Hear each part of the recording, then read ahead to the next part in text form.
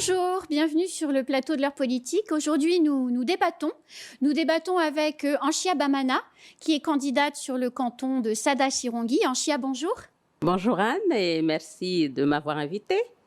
Nous débattons également avec Hakim Nouridine, qui est candidat sur le canton de Mamoudzou 2, c'est-à-dire Cavani-Msapéré. Hakim, bonjour. Bonjour Kwesi, bonjour Mayotte. Alors, on va parler aujourd'hui de la gestion des rivières. Vous le savez, le conseil départemental a en charge l'entretien de nos rivières qui sont indispensables pour produire l'eau potable, sachant que nous sommes pluviodépendants à 98%. Alors, madame, monsieur, pour commencer, que pensez-vous de l'état de nos rivières à Mayotte? Hakim. Alors, je pense qu'il y a beaucoup de choses à dire par rapport à cette problématique des rivières, qui n'est en fait qu'un miroir qui reflète un peu l'esprit de gouvernance de notre département, et je dirais même de nos collectivités locales, qui aujourd'hui n'intègrent pas, en fait, des politiques qui n'intègrent pas forcément les enjeux du monde moderne et les enjeux du monde à venir. Parce qu'au jour d'aujourd'hui, on est tous dans l'ère de la transition écologique. Je n'ai pas l'impression que ce soit vraiment adopté par la plupart un petit peu de nos élites politiques et de ceux qui gouvernent ce territoire.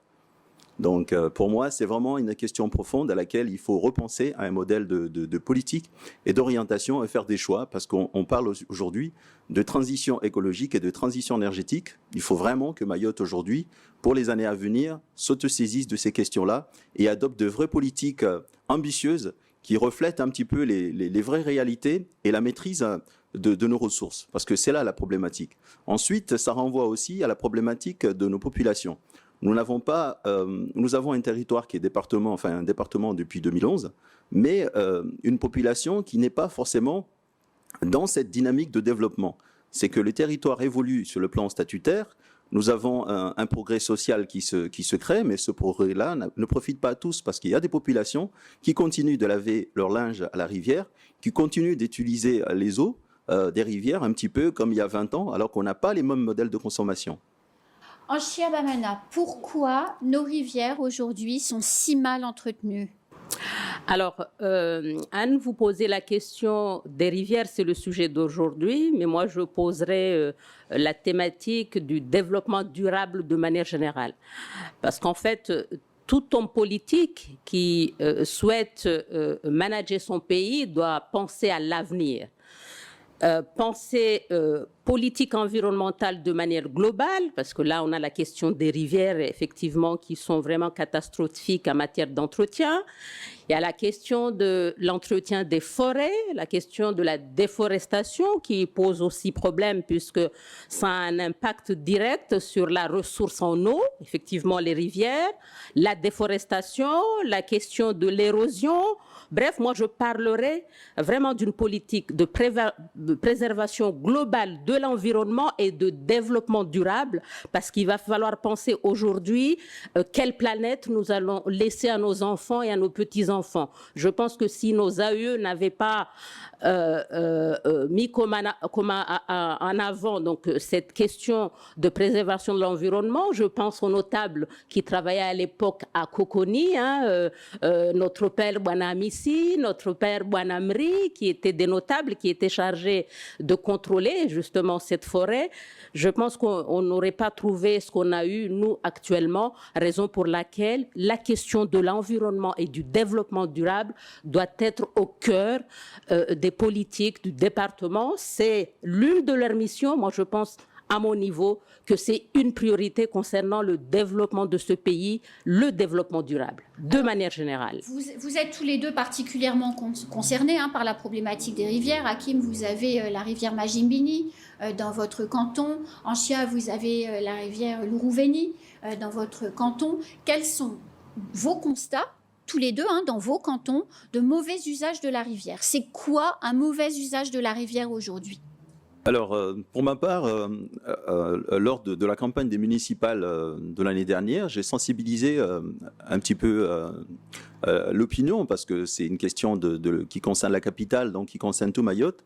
J'ai fait une petite vidéo sur ces rivières de Majimbini que j'ai publiée sur les réseaux sociaux pour alerter vraiment l'électorat et tout le monde, hein, parce que j'étais colistier sur une liste, mais c'était vraiment pour alerter les candidats sur la question environnementale. C'est quoi les mauvais usages, Hakim?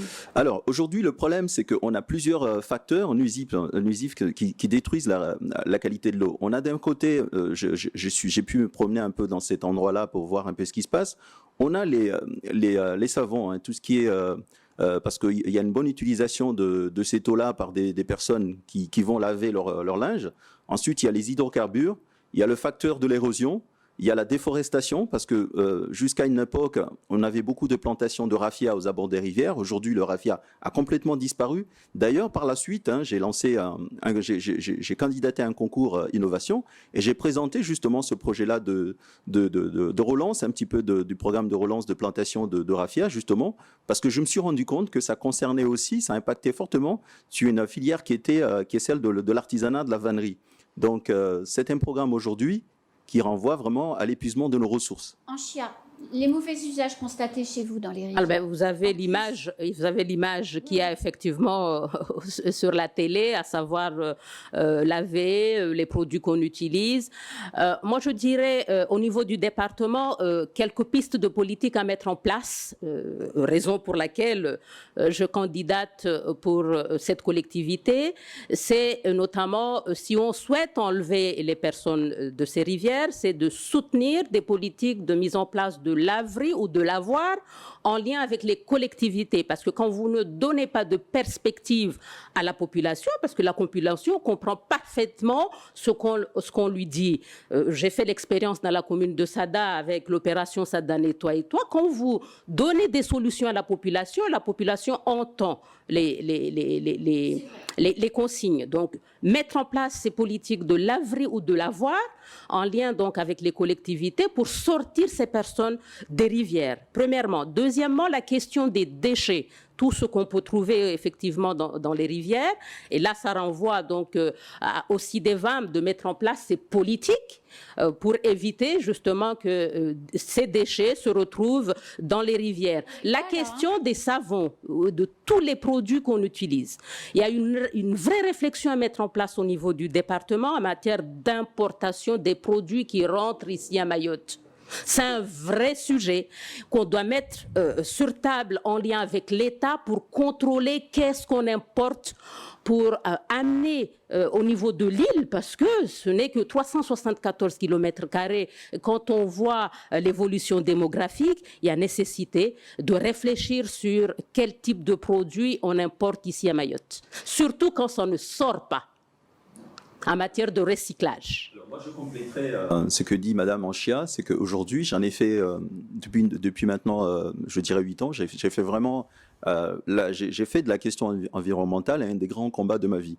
Je pense qu'il faudrait aussi ne pas exclure l'agriculture, parce qu'aujourd'hui, quand on regarde l'agriculture, avec les besoins de consommation de la population mahoraise, c'est vraiment une question extrêmement urgente à laquelle il faut aujourd'hui songer.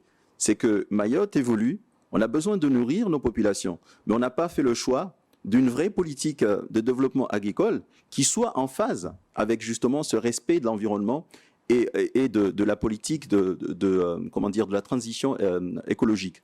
Aujourd'hui, on utilise beaucoup de pesticides et de produits, des fertilisants qui sont interdits d'entrer au sein de l'Union européenne. Et ces produits-là arrivent de la région et polluent énormément nos eaux. Ça, c'est quelque chose d'extrêmement grave auquel il va falloir... Hakim, pour empêcher ça, ils arrivent par quoi ça, ces produits? Ils arrivent par quoi ça? Je pense qu'il y a des populations aujourd'hui qui ne sont pas du tout dans cette réalité, qui ne comprennent pas, qui ne se rendent pas compte des impacts et des dégâts qu'ils causent à notre environnement.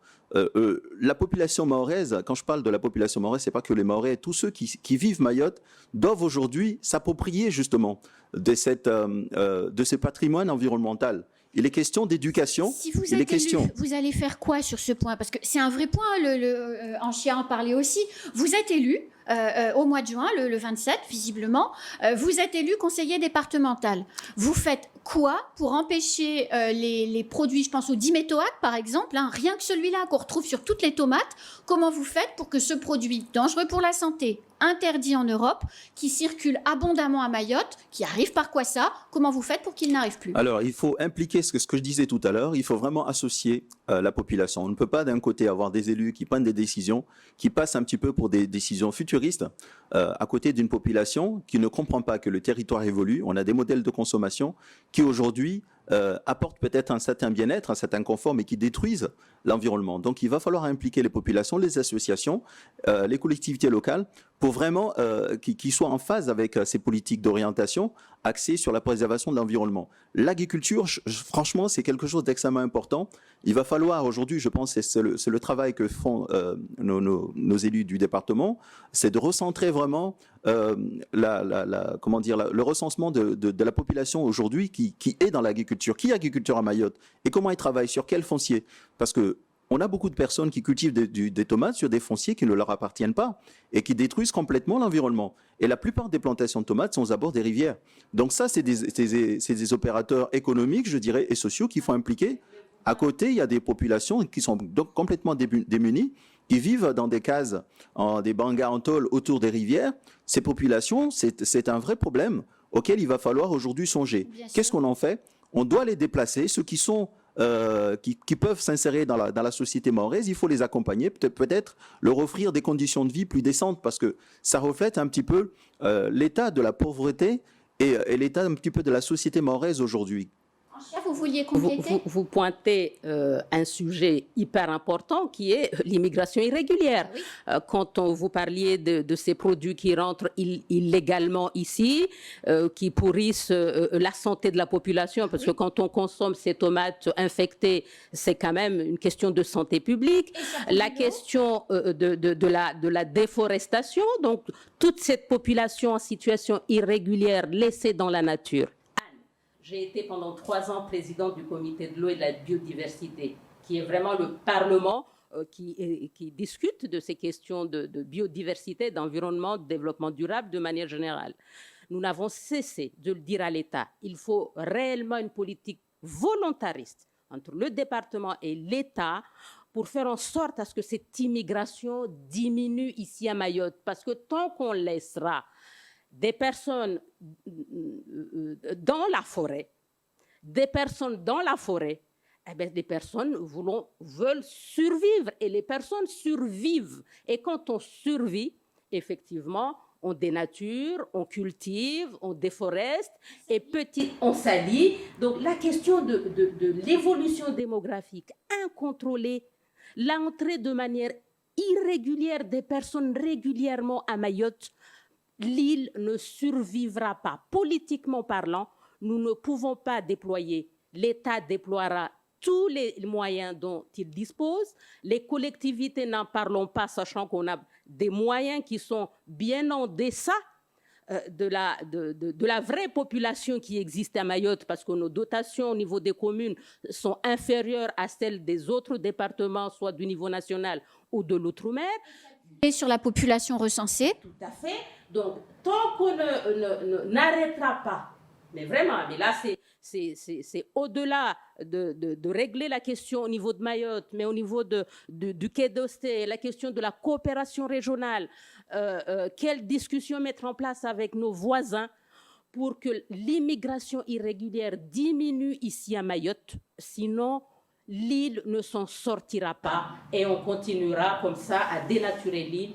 Et on s'étonne aujourd'hui qu'on a une question de pénurie d'eau, mais il n'y a rien d'étonnant à mon sens. Alors du coup, Madame, Monsieur, il y a un schéma d'entretien des rivières qui est en cours d'élaboration au niveau du conseil départemental.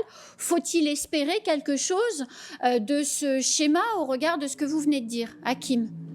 Alors, je n'ai pas connaissance de ce schéma de préservation des rivières, mais ce que je pourrais rajouter effectivement aux paroles, aux propos de Madame Anchia, c'est qu'effectivement, Mayotte est complètement désorientée et désorganisée.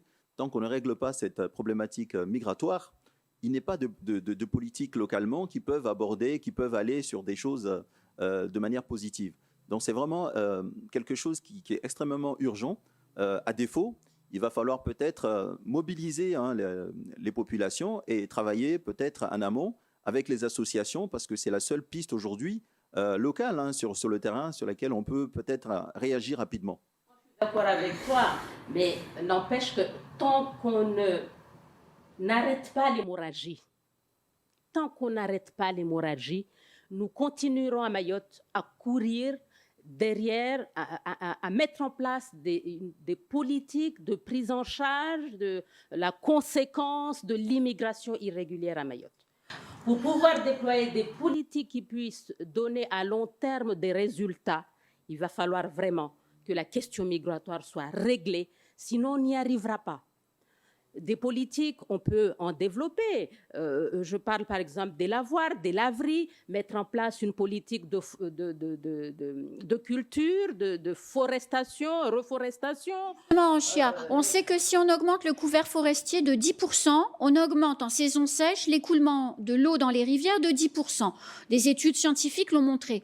Comment on fait concrètement, madame, monsieur, pour améliorer l'état de nos rivières, pour qu'elles permettent à l'eau de s'écouler? Cette politique en lien avec les associations, à un moment donné, ça se faisait. Donc, il va falloir que le département prenne à bras le corps l'effectivité de ces schémas. Il y en a beaucoup au département, des schémas, des études. Maintenant, il va falloir mettre en place les actions concrètement en soutenant le secteur associatif pour justement mettre en place ces cultures et recouvrer. C'est en cela que je parlais, que je disais qu'il faudrait que la population s'approprie de son patrimoine environnemental. Il faut vraiment cette notion d'appropriation du patrimoine environnemental. Ça passe par l'éducation, effectivement. Du conseil départemental? C'est le rôle du conseil départemental. Il va falloir avoir des élus qui s'engagent dans des projets, qui aient des convictions, parce que quand vous êtes un élu, vous avez un super programme pour être élu, mais derrière, vous ne l'épousez pas, vous n'êtes pas en phase avec ce que vous défendez, ça ne sert à rien. Il faut des personnes engagées dans cette dynamique et qui aient des convictions. C'est ce qui nous manque aujourd'hui. Je pense qu'aujourd'hui, c'est ce qui fait défaut à Mayotte. Par exemple, la question de la rareté de l'eau à Mayotte. Au-delà de toutes ces mesures qu'il va falloir mettre en place, ça a été fait en Guadeloupe. Et nous avons insufflé l'idée au niveau du comité de l'eau quand j'y étais en lien avec les élus du département qui siègent, c'est mettre en place une politique de récupération, par exemple, des eaux de pluie. Des aides de l'État, de l'Europe sont déployées en Guadeloupe pour permettre aux usagers qui construisent et aux collectivités qui mettent en place le projet d'aménagement des installations qui permettent de récupérer les eaux de pluie à des usages domestiques et réserver l'eau potable à un usage de consommation. C'est une politique qui est financée par l'Europe, par le département. Ça a été fait ailleurs. Pourquoi on ne pourrait pas le faire à Mayotte? Et c'est facilement faisable. Il suffit d'avoir une volonté politique, comme il le disait, et prendre à bras le corps les dossiers et y aller. Et ici, ça manque. Il manque des élus à Mayotte qui prennent à bras le corps les dossiers et aller au-devant des difficultés. Je ne dis pas que c'est facile. Ce n'est pas facile. Mais il va falloir y aller avec une volonté politique, pousser aussi l'État à ce qu'on réfléchisse à ces différentes solutions, les importations. On ne réfléchit même pas à ce qu'on importe ici à Mayotte. J'étais à Zanzibar il n'y a pas très longtemps. Eh bien, vous n'introduisez pas des sachets plastiques à Zanzibar, ni à Dar es Salaam. Vous arrivez à l'aéroport, on vous prend votre sachet qu'on a acheté là, à l'aéroport de Pamandzi dans les duty-free et on vous donne un sachet biodégradable. Il va falloir qu'on mette en place ces politiques ici à Mayotte. Si vous êtes élu... La nécessité d'avoir des choix politiques d'orientation qui soient vraiment dans la dynamique de la transition écologique. Si vous êtes élu, madame, monsieur, vous aurez cette force pour prendre à bras le corps enfin les dossiers. Regardez derrière vous, c'est l'Ourouveni, ça, c'est chez Anchia. Je pense qu'aujourd'hui, l'électorat n'est pas complètement, comment dire, il a les yeux ouverts, parce que quand on regarde un petit peu le bilan catastrophique qu'on a, je ne dis pas que la politique du département n'est pas bonne. Simplement, aujourd'hui, il y a des réalités, on est dans un monde qui est dynamique, qui intègre d'autres enjeux géopolitiques, environnementaux, et qui sont quand même très importants. Et je pense que la classe politique, majoritairement la classe politique aujourd'hui, est complètement dépassée. Donc, ce qu'il va falloir aujourd'hui, c'est d'avoir des personnes engagées, des gens qui comprennent les enjeux, d'engager, la nécessité d'engager un dialogue avec l'environnement régional, d'avoir des élus qui vont au fond de leur mission, qui s'engagent et qui se battent justement pour que Mayotte se retrouve et que Mayotte puisse se projeter dans l'avenir. Donc c'est ce qui fait défaut aujourd'hui. Et cela, je pense que c'est ce que je suis en train de faire depuis quelques années, en relevant le défi justement de l'environnement et aussi celui de l'agroalimentaire. Parce que l'agriculture aujourd'hui, c'est... Voilà, tout à fait. L'agriculture aujourd'hui, si vous êtes... c'est une nécessité. On ne peut pas être agriculteur aujourd'hui sans penser à la question environnementale. Anchia, si vous êtes élu, vous prendrez les dossiers à bras-le-corps comme vous l'avez fait? Comme je l'ai fait dans la commune de Sada. Je rappelle que la question de l'environnement était une priorité de ma municipalité, raison pour laquelle nous avons été la commune, la première, à avoir expérimenté la mini-déchetterie. Et qui a très bien marché, qui est la seule. Et j'avais réussi, avant de partir de la commune de Sada, à vendre l'idée au niveau du CIDEVAM pour qu'ils puissent prendre le site et en faire la première déchetterie de Mayotte. Et le CIDEVAM avait délibéré. Donc, prendre à bras-le-corps les dossiers ne me font pas peur. Je l'ai fait déjà dans la commune de Sada. Et les habitants de la commune de Sada l'ont très bien vu. Alors, madame, monsieur, comment on fait aujourd'hui? Des questions très concrètes, et ça vous concerne dans vos cantons. Il y a des constructions dans vos rivières, dans le Rouveni, sur la Majimbini. Comment on fait concrètement pour enlever ces constructions, sans qu'elles reviennent évidemment? En lien avec l'État, on met en place les politiques et les procédures qui sont disponibles au niveau de la loi pour justement nettoyer ces rivières et en même temps, donner de l'alternative à la population. La population comprend très très bien les consignes qu'on leur donne, à condition qu'on mette en place des alternatives, les laveries, les lavoirs, ressusciter le dynamisme des associations, les soutenir pour qu'ils puissent entretenir ces structures au niveau des différents villages, parce que j'ai cru comprendre qu'on avait déjà expérimenté ces dispositifs de lavoir et de laverie. Il faut ressortir le dossier, tout à fait, ressortir le dossier au niveau du département qui détient ce fameux schéma, pour justement enclencher cette politique en lien avec les associations. Ce qui est urgent aujourd'hui, c'est effectivement ne pas hésiter à sanctionner, à déloger ces personnes qui continuent de s'installer aux abords des rivières, mais à côté, effectivement, il faut d'autres alternatives. On ne peut pas non plus sanctionner des populations sans proposer des solutions pérennes et qui soient en phase aussi avec la société, avec notre modèle de vie. Aujourd'hui, il y a la question très importante de nos ressources, effectivement. On doit protéger les rivières, mais il ne faut pas oublier que Mayotte, c'est plus de 400 000 habitants, avec des ressources en eau très limitées, donc il va falloir des alternatives, effectivement. Nous avons une pluviométrie très importante, et toutes ces eaux des pluies qui vont dans le lagon, il va falloir peut-être les utiliser de manière intelligente. Ça, c'est une solution, c'est une piste de solution. Deuxièmement, il faut repenser aussi à toutes ces problématiques agricoles. Je vous dis simplement, très honnêtement, l'agriculture, c'est une question très importante. Moi, je peux vous raconter une anecdote. J'ai accompagné un porteur de projet il y a 2 ans qui avait pour ambition justement de développer son cheptel bovin. Et on s'est rendu compte très vite qu'aujourd'hui, il n'y a pas de perspective de développement justement de l'agriculture, de l'élevage. Pourquoi? Parce que la loi sur l'eau, justement, est quelque chose d'extrêmement important, donc on va polluer les eaux. Donc qu'est-ce qu'on fait aujourd'hui des éleveurs qui ne peuvent pas se retrouver demain avec 50 sans ébus? C'est une question extrêmement importante. Qu'est-ce qu'on fait de l'agriculture, de l'avenir de l'agriculture, et quelles alternatives proposons à ces populations, à ces personnes qui ne vivent que de l'agriculture? Donc c'est vraiment une question des sociétés qui renvoie vraiment à des réflexions profondes. Ah oui. Et il y a aussi la question du développement touristique. Mayotte est un pays qui aujourd'hui voit son développement dans le secteur du tourisme. Le tourisme est un secteur extrêmement consommateur d'eau. Qu'est-ce qu'on fait? Qu'est-ce qu'on propose? Alors, le temps passe, c'est déjà presque la fin de ce débat. Un petit mot de conclusion pour chacun, Anchia? Moi, je ne crois pas à la répression si on ne met pas en place les préalables. Je crois qu'on a même un procureur qui est chargé essentiellement pour ces questions de répression, tout ça. On fait beaucoup de communication parce qu'on est allé déloger quelques femmes, on les a amenées au tribunal. C'est très bien de la communication, mais la communication ne suffit pas. Il va falloir mettre en place des vraies politiques alternatives pour permettre à ces personnes de pouvoir vaquer à leurs occupations, à leurs besoins vitaux.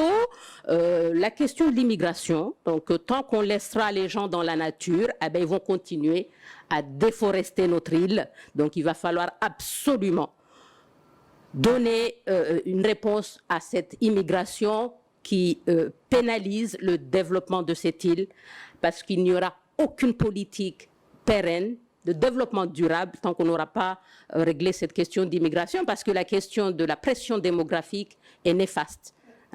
Hakim, un petit mot de conclusion. Alors, pour terminer, je dirais que la question environnementale doit être au cœur de nos débats d'orientation politique, et je m'engage à intégrer cette problématique et de transition énergétique et de transition écologique au cœur de mon programme de campagne de mon programme pour les élections de juin prochain. Madame, monsieur, c'est l'heure de se quitter, ça passe très vite. On se retrouve très vite sur le plateau de l'heure politique pour un prochain débat. Et bonne chance pour votre campagne. Merci. Merci Anne. À bientôt.